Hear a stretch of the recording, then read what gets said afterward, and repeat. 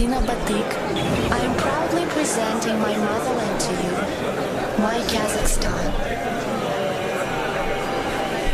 I am studying at university with a degree in tourism, and I dream of telling the whole world about Kazakhstan. It is located in the heart of Eurasia. There are also some centuries-old mountains that welcome climbers and hikers from around the world. In my amazing country, there are ultra-modern cities, turbulent rivers, the Caspian Sea washing the shores of 5 countries, deep canyons, transparent lakes, green forests, hot desert sands, and icy mountain peaks. Royal mounds, petroleums, artifacts of a nomadic civilization.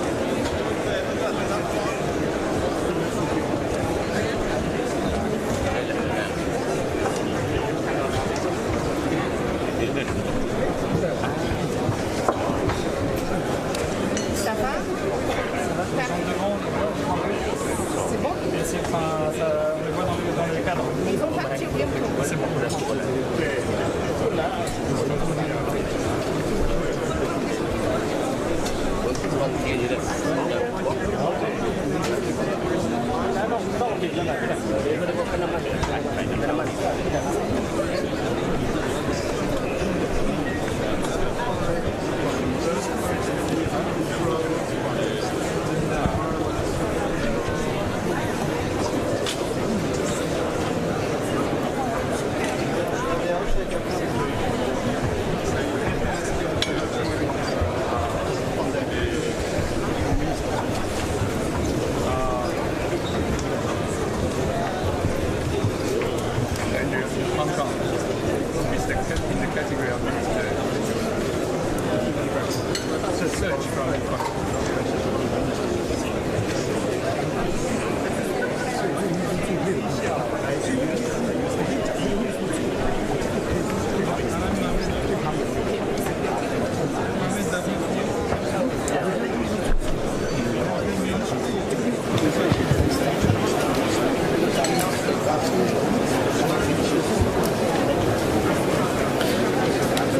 afternoon, everyone.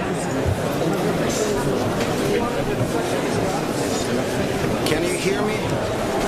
Well, it's been, ladies and gentlemen.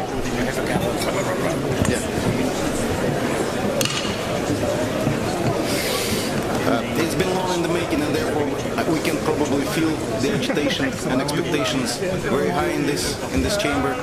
Hopefully, we can deliver all of them during the next several days. So let me start. Honorable Ministers, Director General of the WTO, General Council Chairman, Excellencies, Honorable Delegates and guests. Welcome to the 12th session of the Ministerial Conference of the WTO. I would like to thank all heads of delegation and delegates for their presence here today. Thank you very much for making it here. As Chair of the Ministerial Conference, allow me to begin by sincerely thanking all WTO members for having entrusted our country, Kazakhstan, with the co-hosting of MC12 and for my appointment as the chair of the conference. Thank you very much.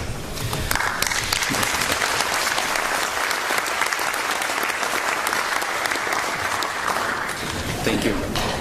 Also, I wish to extend our deep gratitude to the government and the authorities of Swiss Confederation for providing us with the necessary support for this conference. We're also grateful for ensuring safe working conditions for all of us, especially in these difficult times. Finally, let me take this opportunity to thank the three vice chairs of this ministerial conference who will assist me during the next few days. The Honorable Don Farrell of Australia, the Honorable Jerome Javier Walcott of Barbados, and the Honorable Harriet Tabazi of Uganda. It is a great honor and a personal pleasure to share the work ahead with all of you. Let me start by giving you some information on the way this opening session will unfold this afternoon. First, I will deliver my own remarks to address the conference. Subsequently, I will give the floor to the WTO Director General, Dr. Ngozi Okonjo-Iweala, to address the conference. Following the DG statements, the Chair of the General Council, Ambassador Didier Chambouvet of Switzerland, will make a statement. He will outline the present state of affairs, and in line with past practice, he will formally transmit the results of the work that has taken place in this intense preparatory period for ministerial consideration. Finally, I will propose that the Ministerial Conference adopts the agenda for MC12. Immediately thereafter, an informal heads of delegation meeting will take place. In this informal meeting, the chairs of negotiating bodies and other chairs working on topics to be considered during the conference will provide a state of play of the current situation. The session will be chaired by the Director General. Immediately after the heads of delegation meeting, a dedicated informal session on the challenges facing the multilateral trading system will take place. This meeting will be chaired by the MC12 Vice Chair, the Honorable Harriet Tabazi of Uganda. Now it is my great pleasure to address the Ministerial Conference. Honorable Ministers, Director General, General Council Chairman, Excellencies, once again, welcome to the 12th WTO Ministerial Conference. Ministers last met almost half a decade ago. A lot has happened since then. The world, the multilateral trading system, and the WTO have faced unprecedented challenges. We're currently living in a once-in-a-generation period that demands collective action from all of us. And MC12 presents a unique opportunity for us to make this happen. Over the next 3 days, the world's eyes are on the WTO. We have a chance to address some of the major challenges facing the global economy. Kazakhstan joined the WTO only in 2015. with big aspirations and hopes in the future of the rules-based multilateral trading system. Despite being the largest landlocked country located at the heart of Eurasia, Kazakhstan has played an important role in deepening trade and investment cooperation between Europe and Asia. And despite the difficult times, we remain firmly committed to strengthening trade and integration and peace and security through the multilateral platforms, including, of course, the WTO. More than 2 years ago, we were all struck by an unprecedented health crisis. And I want to thank all members, especially delegates here in Geneva, for their tireless engagement in advancing the work on the WTO response to the pandemic, including TRIPS waiver. My heartfelt thanks also go to the Director General for her work with various stakeholders and international organizations. My deep gratitude goes to the General Council Chair, the TRIPS Council Chair, and the facilitator on the pandemic response for their excellent leadership and engagement. Addressing the pandemic is an issue of utmost priority, both regarding intellectual property and trade-related aspects. Should WTO members agree on such a framework at this conference, whenever the next pandemic comes, our collective action would be entirely focused on saving lives. Based on the experience and lessons learned from the current pandemic, we must build effective solutions for the future. As the world continues to experience the negative effects of COVID-19, it is faced with another crisis, ongoing, unsettling, and worsening food insecurity. Between 700 and 800 million people in the world face hunger, around 1 in 10, according to UN estimates. Families across the globe experience food shortages and are faced with the rising prices.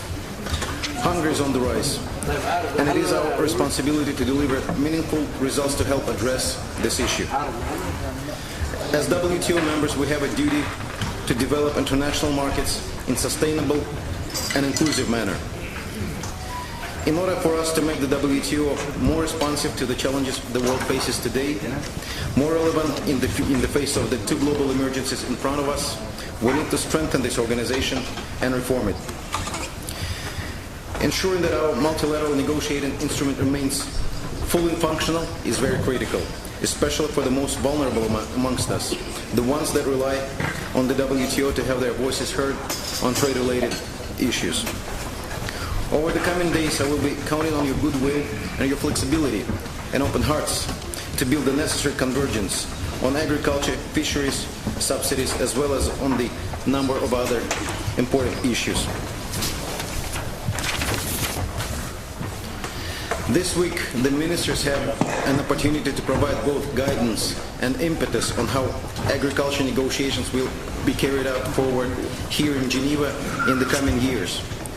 We also have an opportunity to finally curb harmful fisheries subsidies through a balanced package taking into consideration a core principle of this House, special and differential treatment. In addition, we owe the world a declaration that captures our collective resolve and commitment to our future work. It has been close to a decade since ministers agreed on the Multilateral Ministerial Declaration. Let us not deprive this organization of the guidance, of the political guidance that is genuinely needed, particularly during these difficult times. Outstanding work has been done in Geneva to prepare a draft outcome document for MC12, and we appreciate it. We appreciate the tireless efforts by the General Council Chairman and his predecessor, as well as the positive engagement by members. We're extremely grateful to you.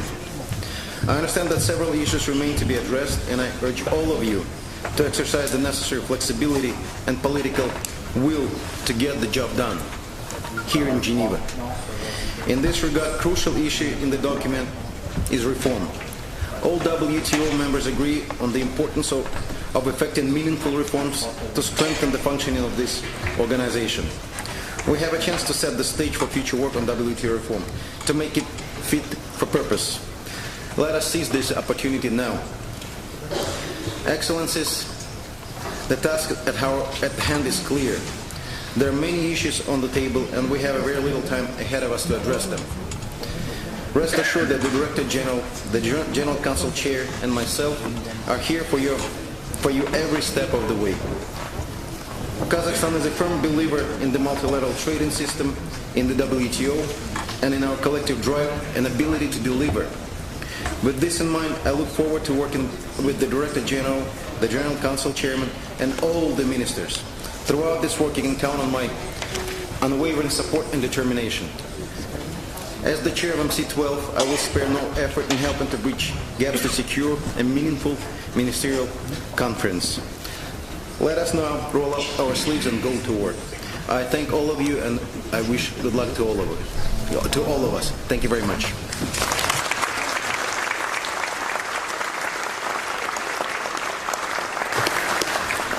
Now, with great pleasure, I would like to invite the WTO Director General, Dr. Ngozi Akonje-Iweala, to address the Ministerial Conference. The floor is yours.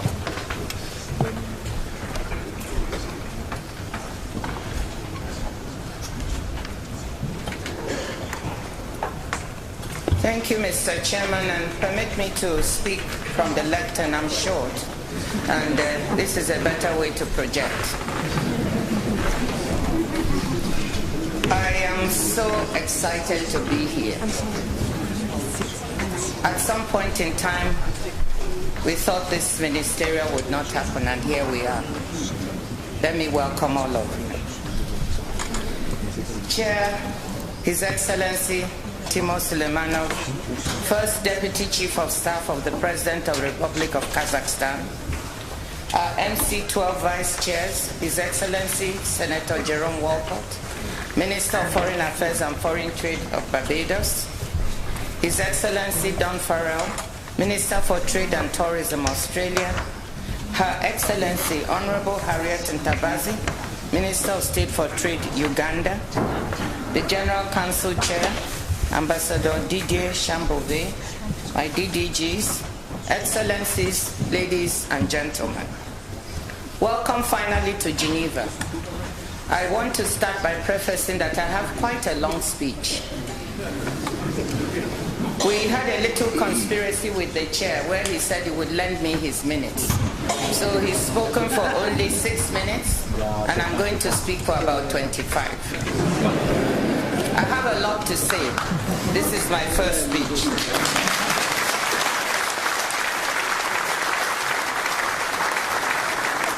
So welcome to Geneva. It's wonderful to see you here in person. No matter how great technology is, nothing can beat an in-person meeting. I want to thank the Swiss authorities for their support and generosity in getting us here. I want to thank the General Council Chair, Ambassador Didier Chambouvet, his predecessor, Ambassador Dacio Castillo, and the wonderful staff of the WTO for their hard work in making this meeting happen. This is my first WTO Ministerial Conference, and it's a great privilege to stand before you as your 15-month-old DG, ready and willing to serve. While I'm proud to be the first woman, that's what everybody talks about it, the first African and the first American in this role, what matters to me more is whether on Wednesday, when we conclude this conference, I'm able to say that I was the DG who stood behind WTO members as they came together and delivered results at a moment when the world really needed to do so. Will the road to deliver at this MC12 be smooth? Absolutely not. Expect a rocky, bumpy road with a few landmines along the way. But we shall overcome them. As we grapple with uncertainty and crisis on multiple fronts, the war in Ukraine, the inherent international security crisis that comes with it, the health, economic, environmental, and geopolitical crisis, this is a time to demonstrate that multilateralism works. A time to demonstrate that the WTO can deliver for the international community and the people we serve. Nearly 5 years have passed since our last ministerial conference. While many members took some important steps forward in Buenos Aires, for example, on using trade as a vehicle for women's economic empowerment, that meeting didn't really deliver. Although ministers did commit to completing the fisheries subsidies negotiations, they could not even agree on reaffirming the importance of the rules-based multilateral trading system and the WTO's founding principles. A trust deficit dating back to the breakdown of the Doha round and even before took its toll. The media coverage reflected this and was brutal, with uniformly negative headlines about a failing WTO and failing ministers. Permit me to be blunt and say that Geneva has internalized many of these negative messages. The negativism is compounded by the negative advocacy of some think tanks and civil society groups here in Geneva and elsewhere who believe the WTO is not working for people. This is, of course, not true, although we've not been able to clearly demonstrate it. But it worsens the trust deficit that I've noticed in these past 15 months. Despite this, ambassadors have been working very hard, trying to work hard together and working to deliver. I want to say a heartfelt thank you to all the ambassadors in Geneva.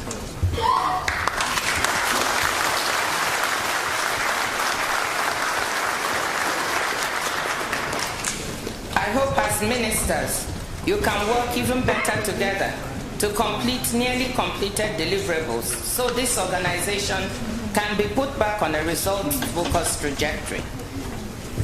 I would like you to spend just a little bit of the political capital you have stored for your bilateral and regional deals to support multilateral deals at the WTO. Excellencies, this organization is worth investing in. That's why I came here. It is worth strengthening. The multilateral trading system is a global public good that we have collectively and carefully built up over 75 years. Though certainly not perfect, by historical standards, it has delivered more prosperity to more people than every international economic order that came before it. Today, with history looming over us, with that multilateral system seemingly fragile, this is the time to invest in it, not to retreat from it. This is the time to summon the much-needed political will to show that the WTO can be part of the solution to the multiple crises of the global commons that we face. Excellencies, the challenges we currently confront are also an opportunity. Between now and Wednesday, we have a chance to show the world that the WTO can step up to the plate, that we can act to correct these institutions' problems, to reform and modernize it, that we can strike agreements in Geneva that will enhance the ability of all members to respond to people's aspirations at home. Aspirations for food, for health, for security, for better jobs, higher living standards and sustainable environment on land, in the oceans, and in our atmosphere. We must show the people who live in my village who don't know what the WTO is, that the WTO matters. The WTO is about people, and the WTO is for people. Now more than ever, the world needs the WTO members to come together and deliver. We also need to deliver for those who seek to join us. The many countries, especially from Africa, Central Asia, and the Middle East, who want to accede to the WTO. If we do not deliver, if we allow or even embrace economic and regulatory fragmentation, the cost to your domestic constituencies will be substantial. Because, as Martin Luther King Jr. said, in a different context, and I quote, "We may all have come on different ships, but we're in the same boat now. Either we go up together, or we go down together." I certainly don't want to go down, even if I'm in your company.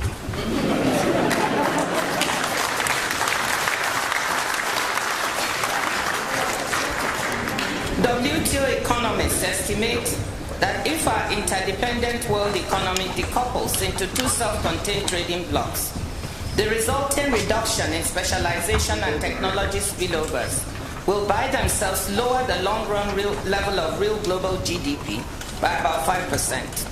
To put this in perspective, the financial crisis of 2008-2009 is estimated to have lowered rich countries' long-run potential output by about 3.5%.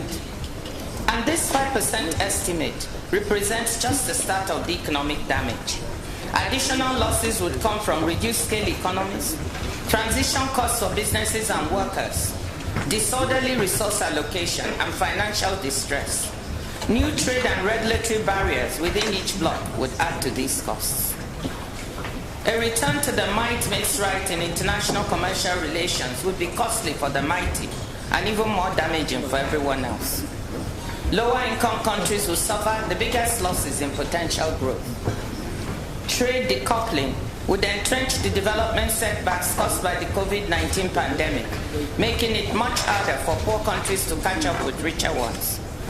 This would be a world of diminished opportunities, even greater political anger and social unrest, and intense migratory pressures as people leave in search of better lives elsewhere. The debt problems we're already seeing would get worse. It is in all our interests to keep the multilateral trading system going, so we continue to have clear and predictable terms of commercial engagement across members and alliances. The geopolitical tensions we're dealing with are real. We cannot pretend otherwise, and I wouldn't. But at the same time, it would be a mistake to let these tensions spill over into our work here. If we do, the consequences on the WTO's work and the functions of the multilateral trading system would be severe. Times are difficult, but when the going gets tough, the tough get going. I'm optimistic that with the requisite political will, a word you'll hear from me many times, we can tackle the negotiations in front of us, endorse the declarations, and take the decisions that will show the world that the WTO is part of the solutions to the world's pressing problems. Looking to the busy days ahead of us, Excellencies, we will immediately after this session begin an exchange of views on challenges facing the multilateral trading system. An unprecedented 103 members and observers have expressed interest in taking the floor this session. In the plenaries of the past, the average has been around 60. The high number of interventions is a testament both to the WTO's relevance and the challenging conjuncture we are in. I hope this session will enable ministers to jump into action tomorrow to tackle the full agenda we have in front of us for MC12.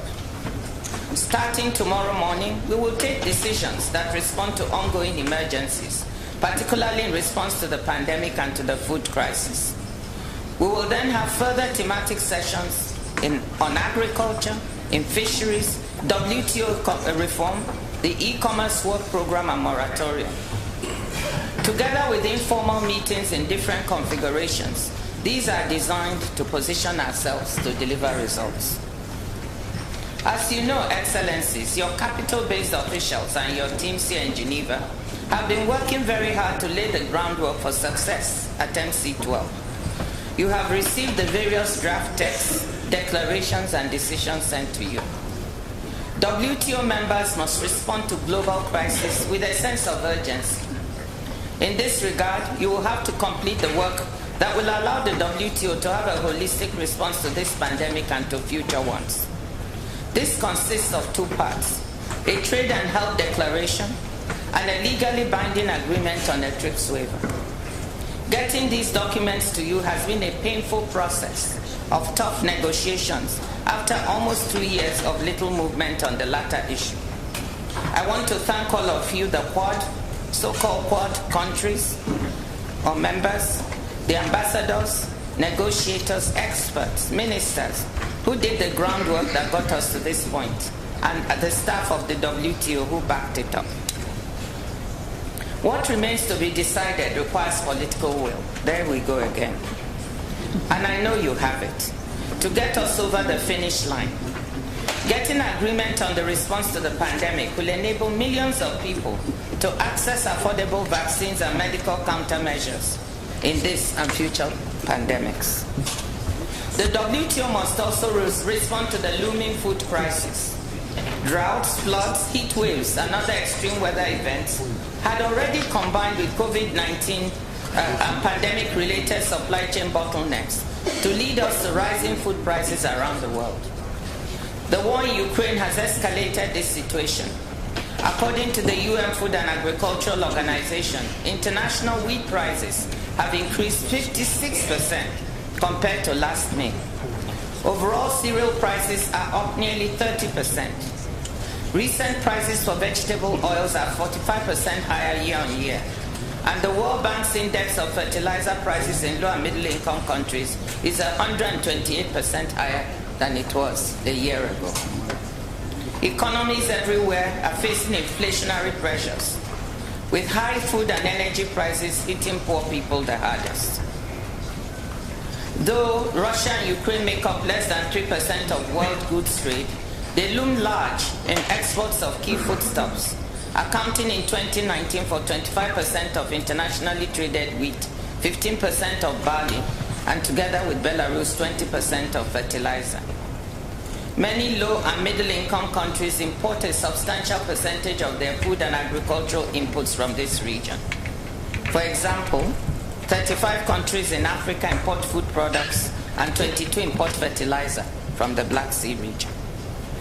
Low-income countries face a catastrophic situation if action is not taken at both the national and international levels. WTO members can contribute by allowing the free flow of food and agricultural inputs, especially for humanitarian purposes. The draft ministerial decision on exempting World Food Programme humanitarian purchases from export restrictions and the draft ministerial declaration on trade and food security give you, ministers, a chance to make WTO members part of the multilateral solution to this crisis that we face. This must be coupled with support to poor countries rich in land and natural resources to produce more of their own food. In this regard, we appreciate the various initiatives at the World Bank, the African Development Bank, the EU Presidency's Farm Initiative to provide such support. I hope you will collectively do the right thing and approve the proposals before us tomorrow. Turning now to some long-standing issues. Agriculture is so central to the functioning of each and every country, poor or rich, big or small. Domestic politics surrounding the sector are often fierce. Agricultural negotiations have been going on for 2.5 decades or more, longer than fisheries subsidies, with few breakthrough agreements apart from the last one on export subsidies in Nairobi in 2015. Many mandates and ministerial decisions in agriculture have gone unimplemented.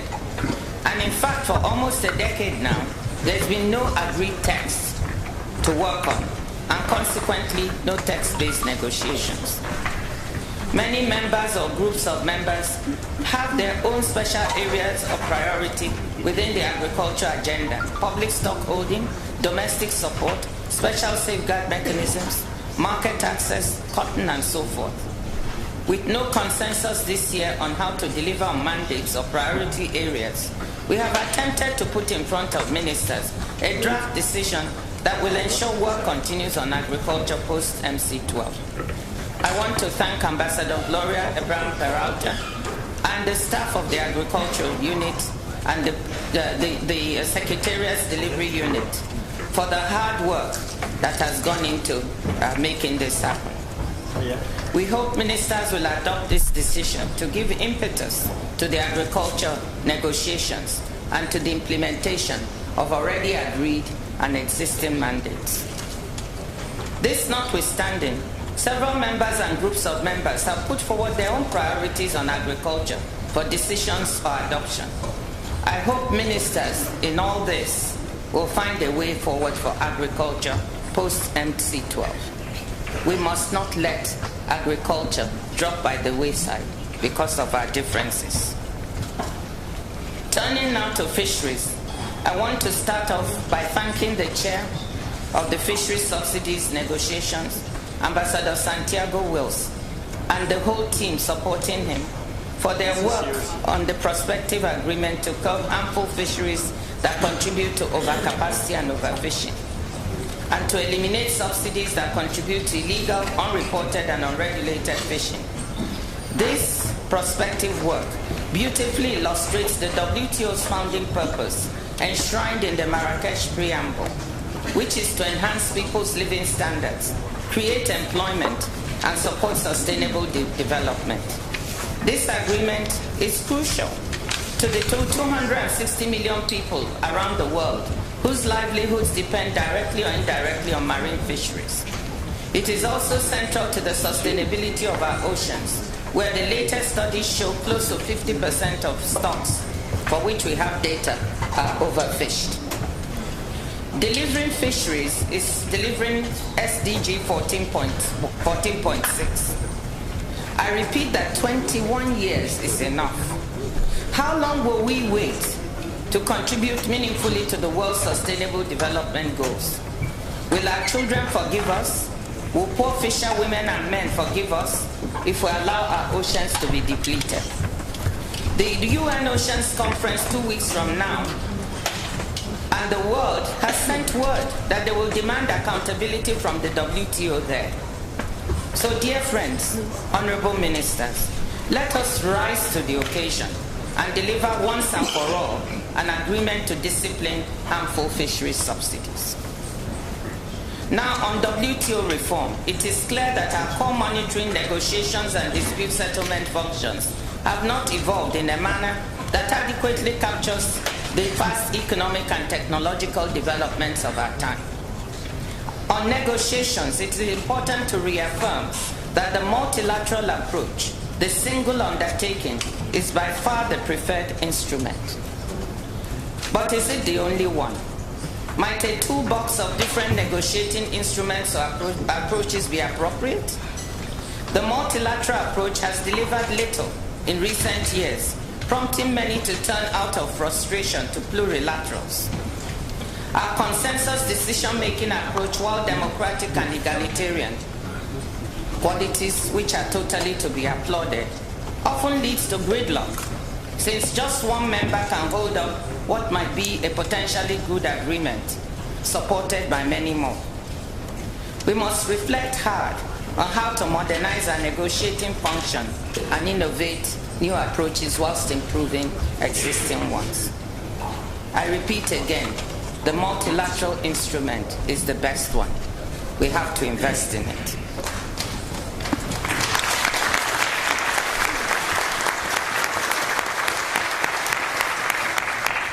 The way we negotiate agreements with talks dragging unnecessarily for several years is in turn linked to fear of being caught in our dispute settlement system. So every word, every comma, perhaps quite rightly, I'm not a lawyer, is passed for its legal meaning or potential interpretation. Top of the WTO reform list for most members is reform of our dispute settlement system and its two-tier approach with the appellate body. I'm happy to say that outreach among members at technical level has now begun to point to what shape or form such reform might take. Our monitoring, notification, and transparency functions also need to be strengthened and capacity built where it is needed by developing and least developed countries for more effective participation. Excellencies, there's little doubt that if we want a WTO for the future, we must place these aspects of WTO reform at the center of our work. A crucial part of reform is making sure the WTO delivers to our developing and least developed country members. That is why reaffirming the importance of special and differential treatment within the WTO is so significant. Our founding agreements call for positive effort to ensure that developing and especially least developed countries are able to use trade to drive their economic development. Trade is an instrument for development. It's not an end in itself. In fact, tapping into international markets for value-added goods and services has been history's most proven path towards development. But too many of our members have not been able to start or to stay on this path. That is why special and differential treatment remains necessary. It would be great if members that don't need S&DT because they're on the right track make clear they won't avail of it, so that flexibilities can go to those who need them. The priorities of LDCs naturally deserve particular attention. Some of them have done well enough to graduate and are keen to smooth any bumps that might come with that step. We must also not forget the issues of the cotton fall, which provide a test of the WTO's ability to deliver for the poorest countries. Other aspects of reform include dealing with industrial, agricultural, and other types of subsidies and level playing field issues so that the rules-based multilateral trading system can continue to be predictable and transparent, ensuring fair competition and a free flow of goods and services. Reform also means using trade as a tool for socio-economic inclusion by supporting women and micro, small, and medium enterprises to become part of regional and global value chains. In this regard, I hope we can overcome our differences in our outcome document so that women can feature as a part of what we say.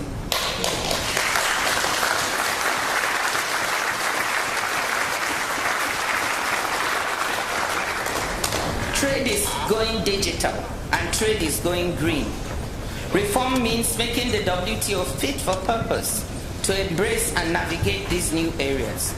Forging agreements that underpin the services economy, e-commerce, and green trade in line with the net zero carbon emissions target for 2050 will all be essential. I'm happy to say WTO members are already delivering in these new areas, be it through the Services Domestic Regulation Agreement reached last December, the e-commerce and investment facilitation negotiations, or the structured discussions on environmental sustainability, climate change, and trade, and of course the informal working group on women. One important decision before you in the area of digital trade is the issue of the moratorium on levying customs duties on electronic transmissions. I've never received so many letters from business associations all over the world as I have on this issue. I hope ministers will have the courage to make the right decision in this critical area. So what are we seeking at MC12 in terms of movement on WTO reform? We are seeking a decision on process. What approach should the WTO follow to pursue these reforms? What approach would facilitate agreement on the substance of reforms, a work program and a timeline for starting to deliver changes by MC13? Excellencies, it will be important for these organizations' credibility to achieve consensus on the process for reforms. Excellencies, the agenda before us at MC12 is an exciting one, but it is also a difficult one. In the next 3 days, we'll have to work hard to forge consensus and deliver on the agreements, declarations, and decisions before us. Ministers, my dream is that we deliver on this agenda. But it was Ellen Johnson Sirleaf who said, and I quote, "The size of your dreams must always exceed your current capacity to achieve them." She's right. But dreams are also achieved one step at a time. All of you know that system overload is a real risk in any negotiation. 3 deliverables are better than 2, and 2 are better than 1.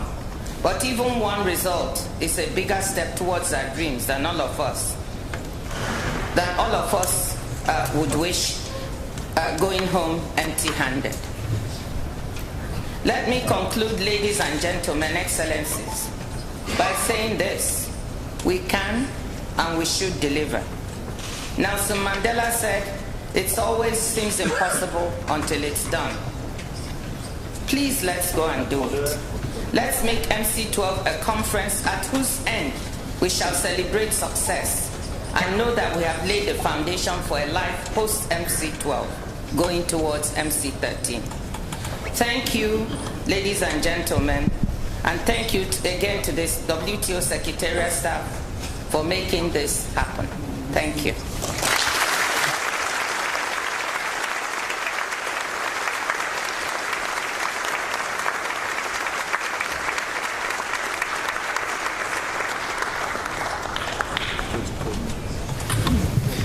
Thank you very much for your address, Director General. And once again, sincere thanks for your leadership and tremendous work, especially in the month and days preceding the conference.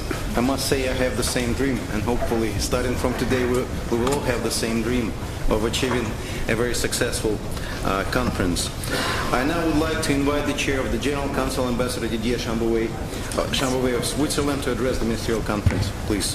Thank you, Mr. Chairman. Your Excellency, Mr. Suleimanov, Chair of the Ministerial Conference, Honorable Ministers, Director General, distinguished delegates and guests, ladies and gentlemen, good afternoon. It is a great honor and privilege for me to address you at this 12th session of the WTO Ministerial Conference. On behalf of the WTO membership, I would like to express my sincere appreciation to the government of Kazakhstan and to the WTO led by the Director General Dr. Nkosi Okonjo-Iweala for co-hosting this conference. Our deep gratitude also goes to you, Excellency Mr. Suleimanov, for your continued commitment in chairing this conference. This conference brings you, the ministers, together after almost 5 years. During this time, our organization has faced challenges across its functions. However, it has never ceased in its efforts to support the multilateral trading system as a tool to improve people's lives. Your presence here, honorable ministers, will provide us with the much-needed impetus to strengthen and invigorate this fundamental role of the WTO. Before you are the annual reports that document the work of the organization, which were to be submitted to you when the conference was postponed last year. Since the circulation of these annual reports, work has continued in all areas, with some notable results. Allow me to highlight some of them to you. In March this year, the General Council adopted a decision on tariff rate quota administration in the area of agriculture, which was a direct follow-up to the mandate that ministers gave in Bali at the 9th Ministerial Conference. In April, the Committee on Rules of Origin also adopted a decision in direct follow-up to a mandate from the 10th Ministerial Conference. Furthermore, in February this year, the General Council agreed to establish the Working Party on the accession of Turkmenistan. This is another step towards achieving the organization's aim of universal membership. I also have the pleasure to report to you that just before the conference was postponed last year, the General Council had agreed to forward 2 draft decisions which are before you for adoption. One decision on the work program on small economies and another decision on the moratorium on TRIPS non-violation and situation complaints.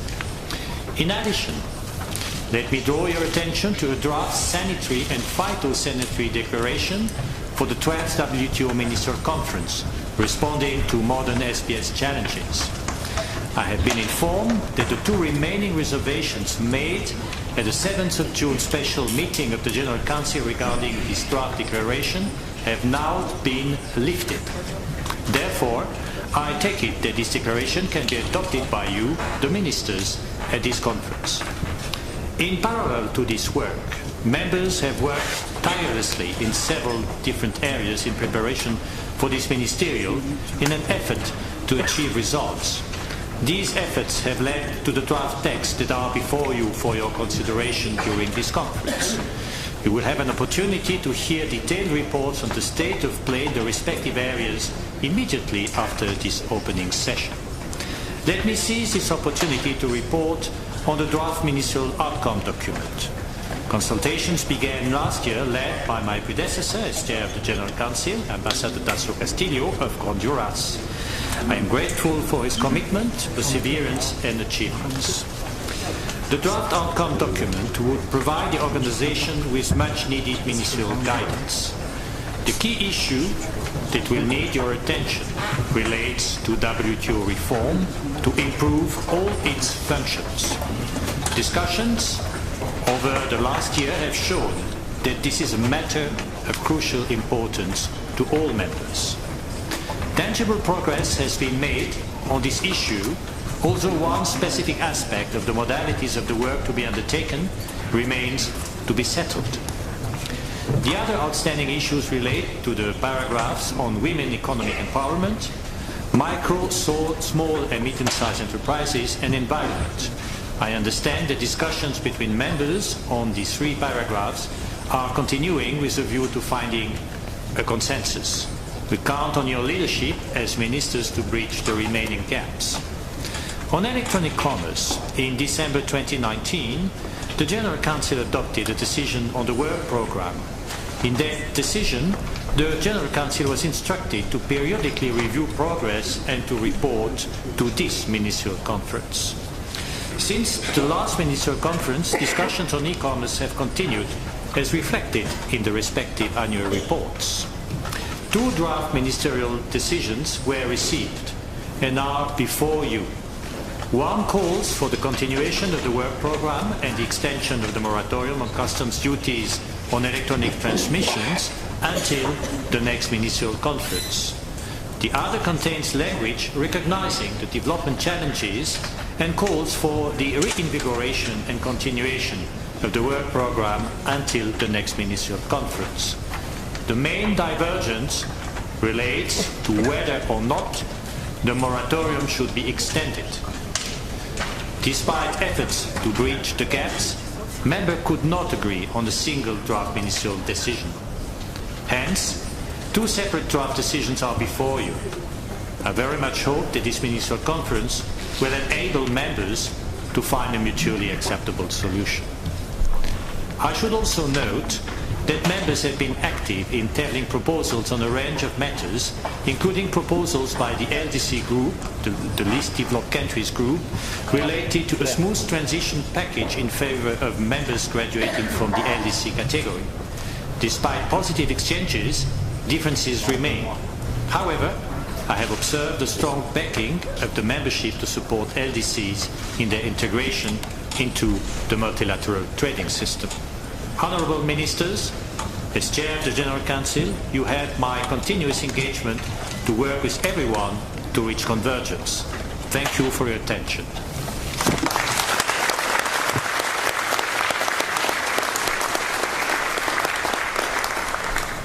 Thank you very much, Ambassador Shambove, and I would like to sincerely thank you for your tireless work in preparation for today's conference. I now propose that we proceed with the adoption of the agenda of this 12th Ministerial Conference. In line with the rules of procedure for the Ministerial Conference, the agenda was circulated on May 6th in the document WT/Min22/W/1. The modalities for the conference are further clarified in document WT/Min22/INF/9. The agenda contains 4 items. Item 1. Overview of WTO activities. Under this item, general statements are traditionally made during the plenary session. However, in line with the view of members to structure this conference in a business-like and streamlined format, and in order to effectively and urgently respond to the challenges faced by the world and the WTO, general statements have been pre-recorded. Thus, general statements will be available on the WTO website, as well as streamed in several locations throughout the WTO building from 13th to 15th June. Item 2.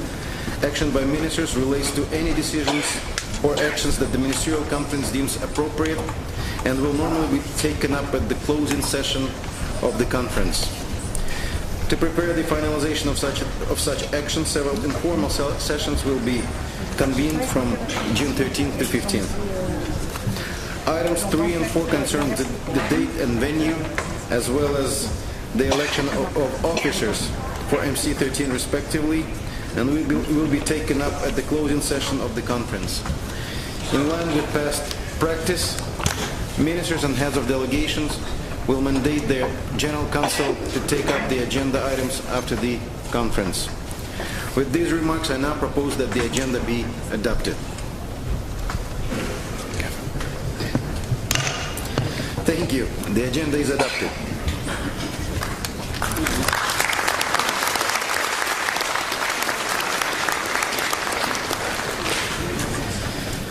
This concludes the opening session of the WTO Ministerial Conference. Thank you. And now, as I have announced in the beginning of the opening session, an informal heads of delegation meeting will take place, which will be chaired by Director General Dr. Ngozi. Please, the floor is yours.